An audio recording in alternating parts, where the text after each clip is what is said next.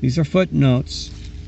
Do you really mean to say that Yeshua the Lamb of Yah would approve of any religion that makes the gospel chargeable?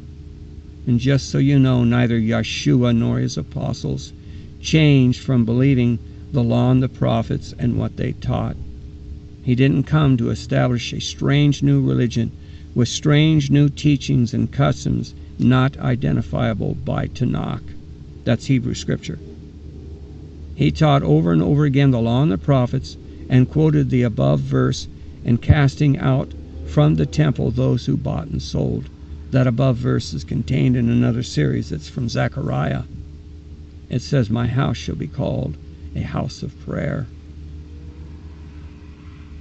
And today he's going to cast out the television preacher who does the same, making the gospel chargeable with their sales pitch for this and that. And you call them up and be sure you have your credit charge card handy for the gift of any sum. Acts 26:22. Having therefore obtained help of Yahweh, I continue unto this day, Paul speaking, witnessing both to small and great, saying none other than those which prophets and Moses did say should come. This is 23. That Messiah should suffer, and he should be the first that should rise from the dead, and should show light unto the people and to the Gentiles. And of Yeshua, whom you call Christ, do you really think he came to destroy established truth from Scripture, thousands of years of established eternal truth, to institute a new religion with completely different customs and teachings, one that can easily be traced back to pagan thought, practice, and belief?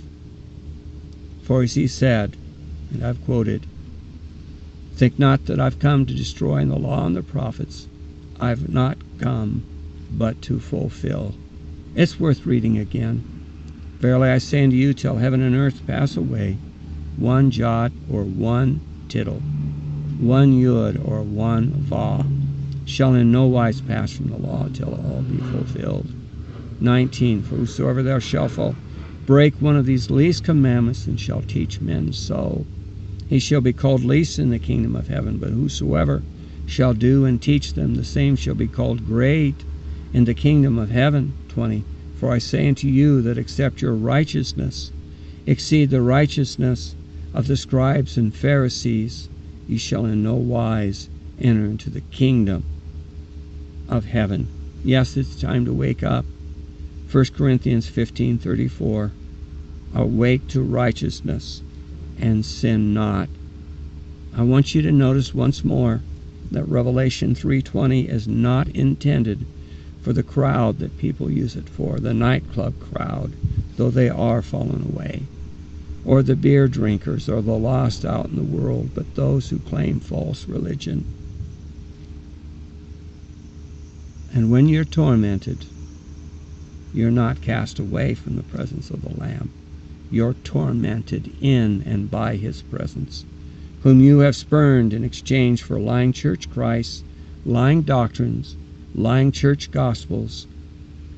What can be worse torment than to see him up close and personal, to discover your false Christ?